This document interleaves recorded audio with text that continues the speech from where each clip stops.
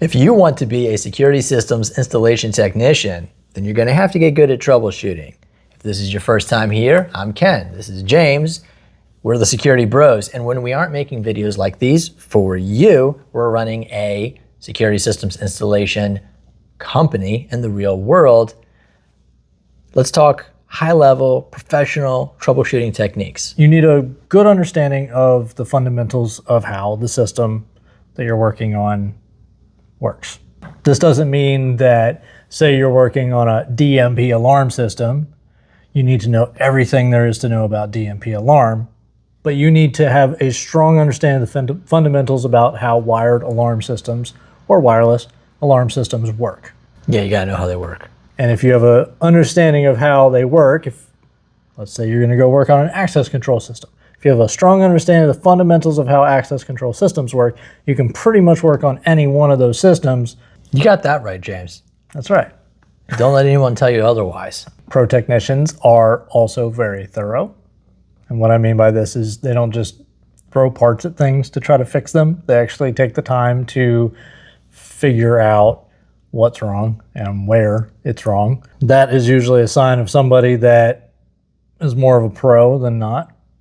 You'll run into guys that just go onto a site and they don't feel like dragging out the ladder or the multimeter, the tester or whatever, or the screwdriver, and actually climbing up to whatever device to test it. They'll just go in and be like, well, it looks like, that camera's bad. I'm just gonna tell the office I need a new camera and hope that the issue is actually the camera. We had an issue last week where it seemed like the camera was bad. It was an old analog camera, and just for the giggles, we said, you know what? We're gonna go ahead and just try replacing the connector at the camera side. It's indoors, hanging off of some tall pendant mount. No one would ever touch it, so there's zero reason why this connector should have been bad. But the connector got replaced and the camera came right back to life. Everything was hunky-dory and fine. So moral of the story is you take that few extra seconds instead of just saying, nope, send a new camera, take the time to actually exhaust your possibilities, and you might save the customer a few bucks or your company. You might think as a professional technician that you shouldn't have to ask for help, because if you're the pro, people should ask you for help. In my opinion, a pro understands their limitations and they understand that they may know a lot, but they probably don't know it all. So sometimes you need to ask for help, and that's okay. But the important thing is actually doing it and knowing that when you've reached a limit to, hey, phone a friend, phone, whoever you know that maybe knows the answer to this question, or get on the internet and start poking around and get the answers that you need.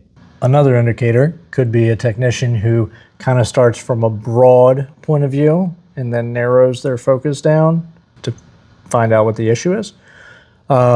As an example, we recently had a access control system that was giving the customer some issues, and it was a gate latch and it was not locking.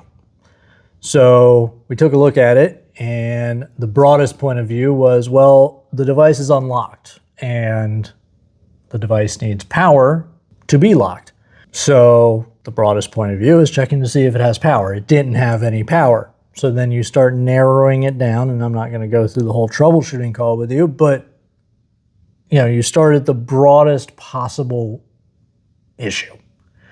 And well, actually, the broadest possible issue was, does the actual access control panel have power? Is it connected to the internet? All those things, right? But then that was all fine. Does the lock have power going to it? It does not. Well, there's your issue. So, some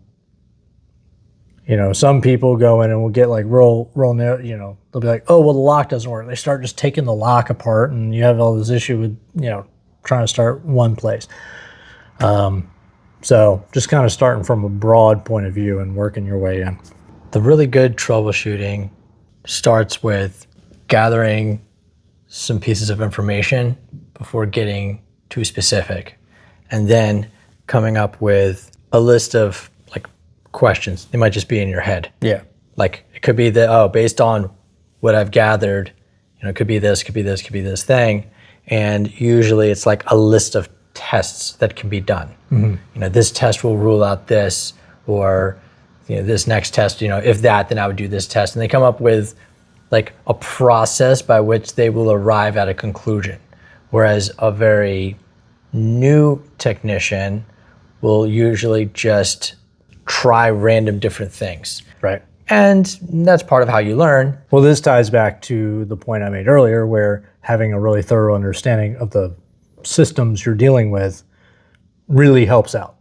Because like with the gate latch, having a thorough understanding of how access control systems work allows you to kind of start at the broadest point and follow the flow to where you can pinpoint exactly where the issue is, When I think of tests, what order can I do these tests, which will get me there the soonest? Generally, if there's a test that has to do with power, I'll do that first, because 90% of all problems with anything come down to power. Had a customer call, hey, my alarm system, the one keypad is not lit up. Okay, I was like, well, we're gonna wanna find the main control panel. They're like, yeah, got it. They're like, well, the keypad here is lit up. I was like, well, you wanna open the cabinet, and then we're gonna look at the wiring. So they sent me a picture of the wiring. I was like, well, there's only one keypad wire. I was like, does another wire leave the keypad that's in the back? They're like, no, it's just one wire from the control panel to the keypad. It's like, well, that tells me something. Your keypad in the front that you're having problems with is a wireless keypad. I was like, so just leave the panel in the back alone. We're gonna go unscrew the keypad off the wall, and it probably is gonna have some batteries back there you can change. So they did that, they changed the batteries, and their system worked right away. It was super easy fix. That was like 3 questions, and we were able to get to exactly what the problem was. Which is one reason why when a customer calls to complain about, let's say, an invoice, where maybe they don't like paying for an hour or 2 of troubleshooting for something. That's a favorite of mine. If you had hired another company that had sent a newbie, they might have made this like a 2-day troubleshooting thing. Right. And you, assuming they actually ever fixed your problem at all, maybe you would have been happy to pay that bill. Maybe you would have said, oh yeah, I saw they were here for 2 days, so I'm happy to pay this giant bill.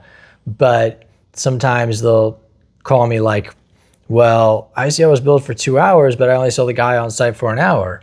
And it's like, well, yeah, you're paying for an hour of drive to the site probably. If it said 2 hours and you only saw him there for an hour, then he was probably driving for an hour. Maybe they don't like to pay for the drive time. Most other technicians would have made this last 4 or 5, even all day, if not 2 days. So you're actually getting a good deal, even paying for the drive time. Another thing high-level technicians are not afraid to do is work with tech support or look into product manuals or the internet. There's the rookie who's gonna be like, I don't know what I'm doing, right? High-level techs will use any means at their disposal to figure out how to solve the problem or get done whatever the job is that they're trying to get done. They're better at finding tools to put it at their disposal. A lot of times it's not that new technicians wouldn't use them if they thought of them. It's that they actually are not thinking of them. Do you think that they're not thinking of them? Yeah, I think in many cases they haven't learned to put stuff together. As you said, they're not as aware of the systems in general. Yeah, how they work fundamentally. But the thing is, maybe it's just how a person's mind works. So maybe I take this for granted. But in my life, whenever I had an issue with something, I would look for the manual for it. So, and to this day, I'm not a lawnmower repairman. I needed to fix the hydraulic gear, for the steering on my lawnmower. I'm not a mechanic, but I went to the manual and it walked you right through. So I don't know that saying that well, they're not trained, I'm not trained mechanic. You know what I'm saying though? When I was 17, I was working in this business where we were trying to sell air purifiers. It's not like customers came to us. We had to go out, find customers, talk them into buying an air purifier. The people I was working with didn't really know any other way than to just kind of knock door to door. Be like, oh, there's a business. Let me go ask if they want an air purifier. What I did, this is back when we had these books called telephone books. You had a list of all businesses. The first thing I did is I made a list of all of the types of businesses that stink. Okay. Like pet shops and nail That was salons. my first thought, is pet shop. Yeah, pet shops, nail salons, definitely. Okay. So then I went into the book and I found all the pet shops and all the salons, made a list of them with their numbers. Then I went through and I called all of them and asked if I could swing by and show them this air purifier and drop it off for a demo. All of the ones that let me come by and actually put one in their space as a demo just to try for a few days, I think almost all of them ended up buying because they actually got to see how it made their space not stink. There was no guidebook saying how to do that. Right. And not everybody thinks of doing something like that, even though when I say it, it sounds so obviously simple versus just randomly just trying, oh, there's a business, hey, let's drive over to that one. And trying to sell to people that don't need an air purifier. The first thing I thought was like, maybe we focus on the ones that need it first before we go to places where they don't even need an air purifier. Like, why are they going to spend $700 on a unit when their place doesn't even stink? Which is same thing with a technician, learning to put these different tools into your tool bag, into your arsenal, whether that be actual tools or whether it be tools of cleverness. Pro techs know when to call it quits. They quit their job if they can't figure it out. Right. There's times when you're troubleshooting where you have crossed the threshold of diminishing returns. You are now just spending a bunch of time on something when to solve the problem, maybe you just need to pull a brand new cable from point A to point B. That would take you 30 minutes, but instead you spend like 4 hours troubleshooting. Just pull the new cable. There's a point where you realize this problem isn't getting solved.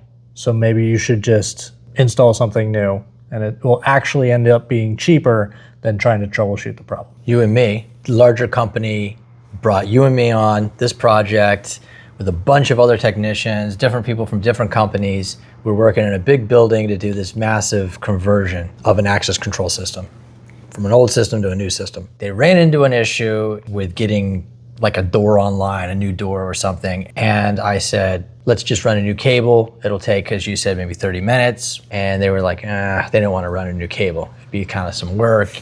So you had like 5, 6 guys all running around trying to troubleshoot this thing. And so I just sat down and said, you guys go on. Like, when you're ready to run a new wire, let me know. After a few hours, they came up with the conclusion, you know what we need to do?